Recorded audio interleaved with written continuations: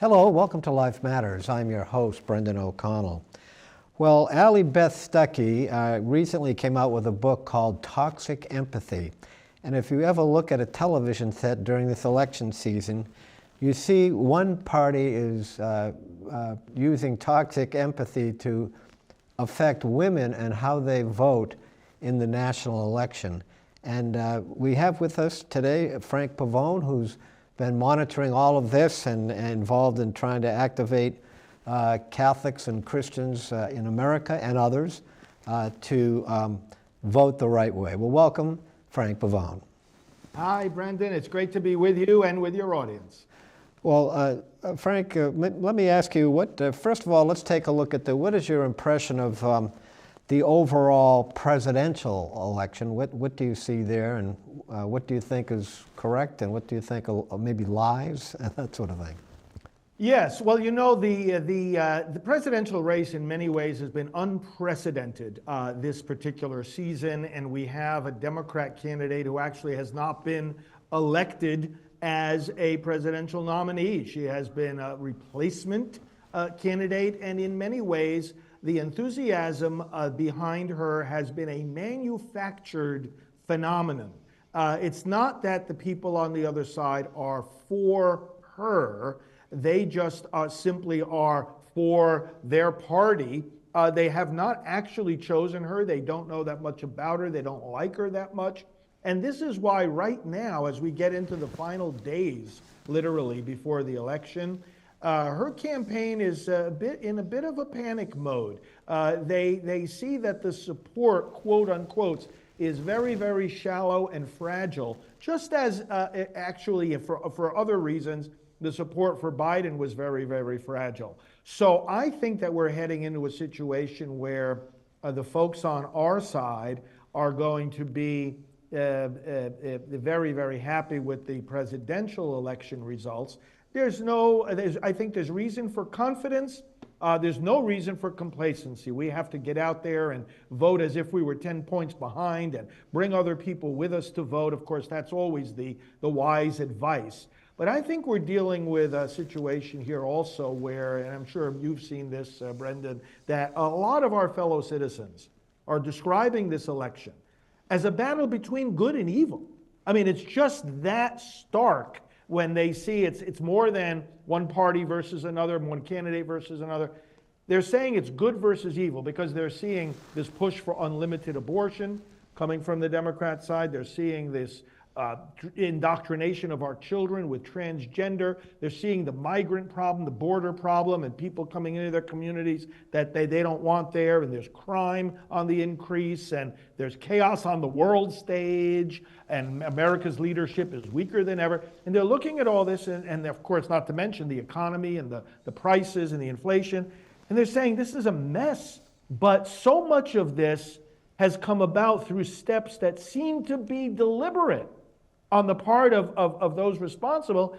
And it's like the only explanation is that they really want these bad things to happen. And that's why a lot of citizens are saying, wow, this is really bad. This is good versus evil. And I hope that means that more and more believers will get out to vote this time than ever. And we won't have the tens of millions of Christians we always hear about who are just sitting on the sidelines during the election.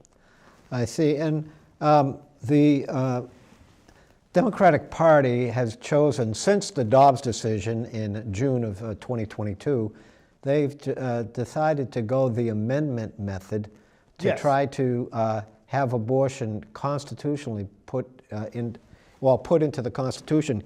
Can you speak to that, and why have they been successful?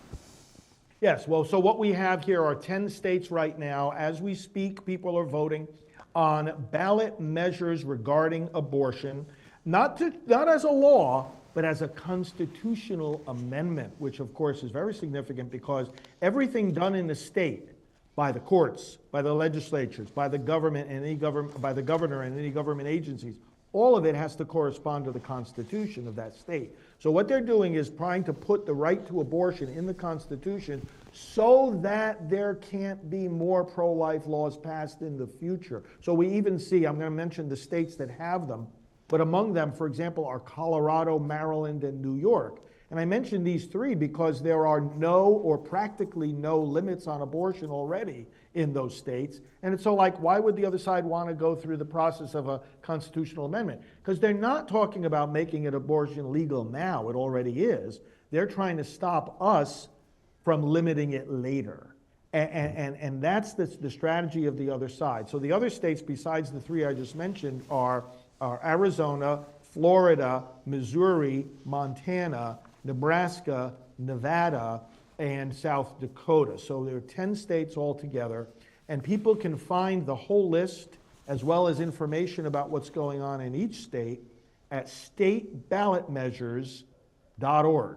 They'll be able to see, Brendan, the links to the pro-abortion groups, see what their messaging is, what their rationale is, and then they'll be able to see the links to the pro-life coalitions in each of those states that's fighting against these measures. I live in Florida, so we have this amendment battle going on here.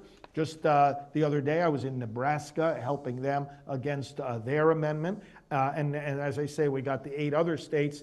And it's a battle which I look at it as a sign, not of the strength of the other side, but actually as a sign of their weakness. And the reason I say that is, by having like one vote of the people and amending the Constitution, I think they're running away from the debate. I mean, if we want to bring about a change in the law, we introduce a bill. And when you introduce a bill, you have debate, you have hearings, you have witnesses, you have evidence, you have lobbying, and anybody can go in and talk to any of their lawmakers and push to amend the legislation one way or the other. And then there's a vote, and then there could be further votes. It's a lot more of a flexible process with a lot more input and a lot more careful consideration of the policy and its implications than a ballot measure where a lot of people are going to be voting on these ballots where the first time they ever even read them is when they're about to fill in that little oval with the yes or no. And it's like, this is an issue that is far too serious and far too many implications to leave it to a process like that. But I think the other side is doing it precisely because they're afraid of hearings and witnesses and amendments and public, real solid public debate on abortion. The abortion supporters, they pretend like they're talking about abortion, but they're not really talking about abortion. They'll never describe it. They'll never show it to people. They don't want people talking about abortion. They want to talk about reproductive freedom, reproductive rights, women's health. Those are different topics. We talk about abortion, the tearing apart of that baby limb from limb. And I think the other side is afraid of that debate, and that's why they're going this route, like you said, of the amendments. Well, advertisements can be very powerful. I see them here in Massachusetts.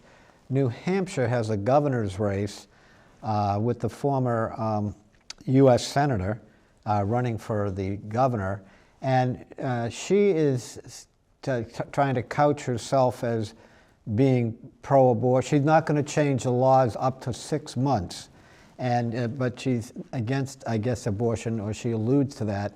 And all of the other candidates, they all seem to say that they're pro-abortion, not only for the governor's race, but other races. And because most of the population is in southern New Hampshire, they have to advertise in the Boston market.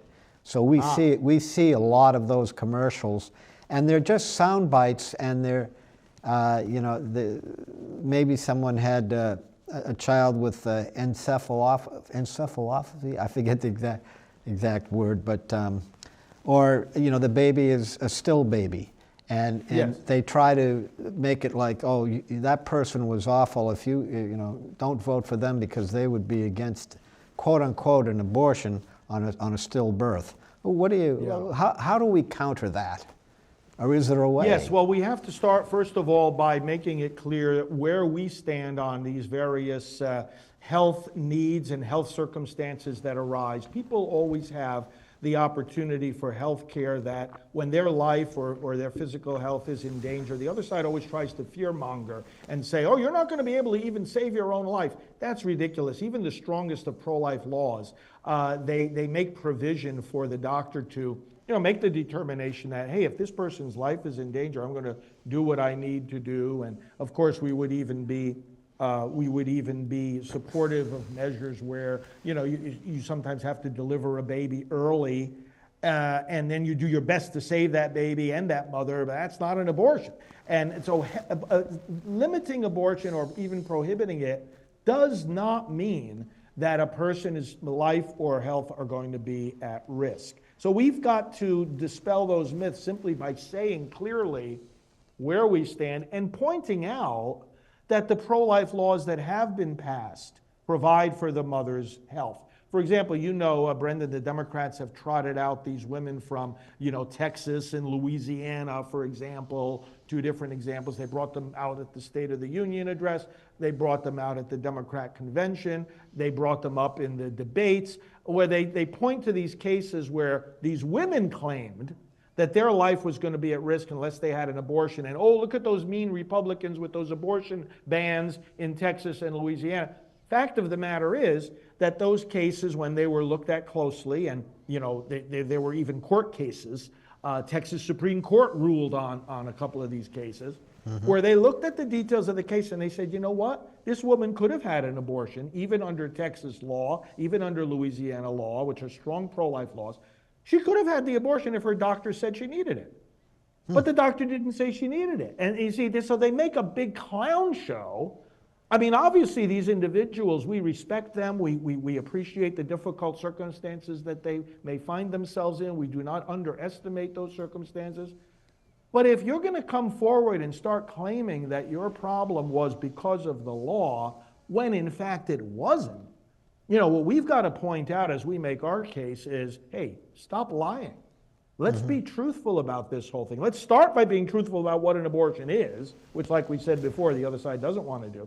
But let's also be truthful about what the law does and does not permit.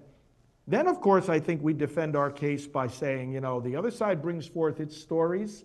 We have ours too. And as you well know, we have the whole Silent No More campaign. People can go to abortiontestimonies.com and find hundreds and hundreds and thousands, in fact, of stories where women who have been devastated by abortion. They thought it was a safe, legal, simple choice, and it ruined their lives. And when are the voices of those women going to matter to the people who claim to be on the side of women and their health? Well, also, does our side need to bring up, I know that was a doctor out of Cincinnati, he's since passed, Wilkie, Dr. Wilkie. And he made a presentation to MCFL. This was about a decade or more ago now, but he was the dinner speaker, he and his wife, and they had just come back from Europe where they're doing euthanasia. But he relayed a story about how he went into some college and his theme was, we love them both. And the abortion side tries to not mention the child in the womb at all. It's like, it's cannon fodder as far as they're concerned. Right. What can we do to bring the child into the debate? I know that Dr. Mildred Jefferson, who was one of the original interviewers on this show, she said that whenever I'd go to do a debate, the other side wouldn't show up. So basically, there was no debate because she could, she was a pediatric surgeon and she could she could deal with any of the medical issues involved with abortion. Yes. Well, what you point out is so true, and I would invite people to look very carefully at how the Democrat candidates and their ads are talking about this issue, because what they do, the way I've been describing it, and it's to your point exactly, is that they make it a one-dimensional issue. They just talk about it as if the only issue was we want to restrict women's rights and reproductive health. They want to secure it. That's a one-dimensional question. We're in favor of women's health. In fact, we're in favor of reproductive rights. We don't want to be like China, where they tell a family how many children they can or cannot have. We're in favor of reproductive rights. It's the decision of the family. It's the decision of the parents. But What we're against is the killing of a baby. So if they want to make it a one-dimensional issue, that's an easy way to win any debate. Just take out of the equation one whole side of the debate and reduce the question to a one-sided question. And it's like, you can't do that. The reason abortion precisely is a debate is that there are two lives involved. Now, however someone wants to call that life or assign whatever value to that life is one thing, but it's undeniable that the life exists. Otherwise, you wouldn't need a procedure to destroy it. So the fact that there are two lives, we've got to simply say right at the beginning, what is this abortion taking out of the body of this woman that you feel you have to go in there and take something out? What's being taken out? And one of the ways over the years, you mentioned Jack Wilkie, and of course, the National Right to Life Committee has been a leader. Mildred Jefferson was involved at the beginning of that, as Dr. Wilkie was for many years. And one of the things they've always done over the years that I think we have to continue doing is they've crafted legislation that puts the child right front and center. For example, the Pain-Capable Unborn Child Protection Act is a piece of legislation that has passed both at the state and federal level. That is again, the child is right at the center of that. Pain-capable unborn child, and it's making people think. Or you have bills like the heartbeat bill. Again, heartbeat. Everybody knows what a heartbeat is. Everybody knows what pain is, and it's pointing to the reality of the child who's there. So one of the ways we do it is via legislation that forces the issue, and in other words, forces people to talk about what's happening to the child. The partial birth abortion ban, which passed federally and was upheld by the Supreme Court. Again, it focuses on what happens to the child during this abortion. And in our educational activity, people need to know more about embryology. And there's an app, you and I have discussed it before at some of our meetings. There's an app called See Baby Grow. It's available in the App Store. It's available on the Google Store.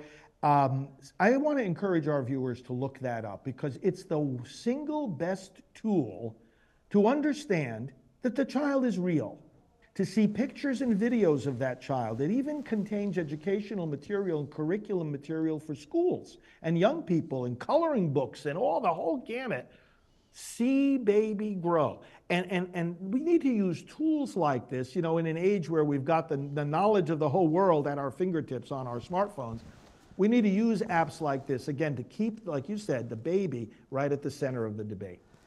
One of the things that I get a little discouraged about is how much money the pro-abortion side has and that they throw at issues like Kansas. I think I read an article that like 85 to 90% of the money came from out of state.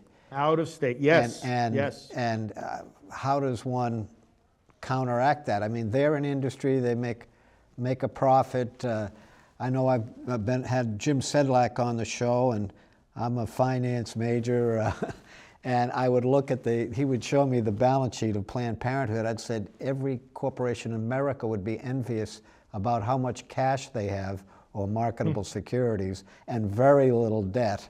And so they can throw money at all of, any of the political things that happen. I was listening recently to Dick Morris.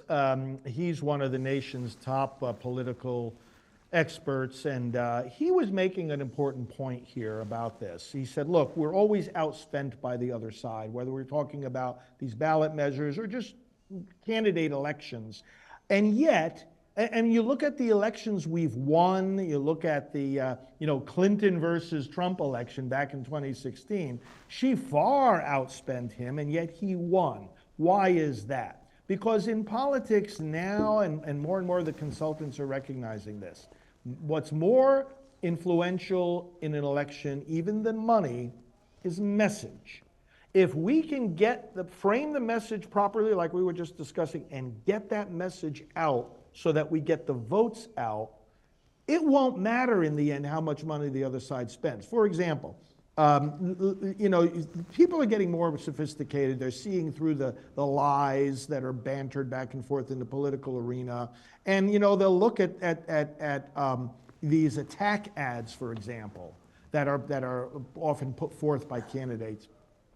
You know, you see, for example, the Democrats, they'll try to call President Trump a Hitler. Okay. And, voters are wise to that. They say, well, wait a minute. He was already president. He wasn't Hitler. And that doesn't describe, I mean, you may disagree with him, but that doesn't mean that he's a Hitler. Okay. So if you look at people getting that message, oh, this is just hateful rhetoric from the other side. There's always another side of the story. And a lot of voters end up getting that message. If the other side has 10 times the money that we have, what are they going to spend it on? Well, probably they're going to spend it on more and more advertising, right? And they just put tens of millions of dollars into advertising. But if a voter is sitting there and they realize that this is just a lie, this is just a smear, painting this candidate like a Hitler is just disconnected from reality, they could sit there and see 20 of those ads and they're still not going to be convinced, because they've already come to their conviction. They've already seen through the lies, and so just hearing more of the lies is not going to do anything. And that's why we often win elections. In fact, I think it's probably hard to find an election that we've won that haven't been outspent by the opponent who lost. And I think this is one of the reasons here, that a message is more powerful than money. Money has an impact, obviously, but message is more important. And we've got to focus on the basics of getting a clear message out to people, but then getting the people out to the polls and to fill out their ballots. It's a numbers game. At the end of the day, fortunately, at the end of election day, it's not dollars that are counted, it's votes. And if we get our people through our channels of influence out there, filling out their ballots and getting out their votes, that's how we win, despite the constant inequality of the budgets. One other question I have for the end of this show is the trepidation that our side has in regards to, a lot of things that go on, but we're fearful, I think, in general, we're fearful that we'll speak up. I happen to have a Trump bumper sticker on my car, but a lot of people don't want to because they're fearful. How do we overcome that? Well, we look at, first of all, obviously, people are going to be taking a lot of things into account. And if they really think that something's going to put them in some kind of danger, we want them to be prudent. But at the same time, danger is one thing, just being uncomfortable is something else. And I think we simply have to measure it against what's at stake. A lot of people are motivated to speak up because they know that they're fighting not just for that candidate, but for their own children and grandchildren. What kind of country are we preparing for them? Mm-hmm. What kind of country are we going to leave to them? And what's at stake here really is the difference between freedom and tyranny. It's life versus death. It's common sense versus insanity. It's good versus evil, like we were saying earlier. Mm-hmm. And that can motivate people quite a bit. It's like, do I have the courage to show my support for the candidate that is literally going to exemplify the difference between those two things? But even if one is not putting a bumper sticker or putting a yard sign, I know a lot of my friends and acquaintances are, they're very solidly, they know where they stand, they're very solid in their voting decision, but they don't have the candidate's name out on their front lawn because they just don't want to, they don't want to get involved in the back and forth arguments or whatnot. But what matters the most, they know, and they're going to vote. And they're going to vote, and they're going to vote, and their vote is going to count just as much. So I would say to people that find the right opportunities, find the right circumstances where you're going to speak up, whether it's in a private conversation, a social media post, a yard sign, a bumper sticker, or just or those who are clergy, bringing it up in your preaching, and tell people to be educated, informed, and active voters, one way or the other. Whatever is the best venue for each person, speak up, because as the scriptures say, it is the Lord who inspires us. When we believe, it says, I believed, therefore I spoke. And the Holy Spirit is the one who brings speech to our tongues. Well, Frank Pavone, thank you so much for coming on today's show. And folks, we hope you found today's show to be unique, informative, content-rich, truthful, and thought-provoking. Thanks for watching and listening. My name's Brendan O'Connell, your friend for life.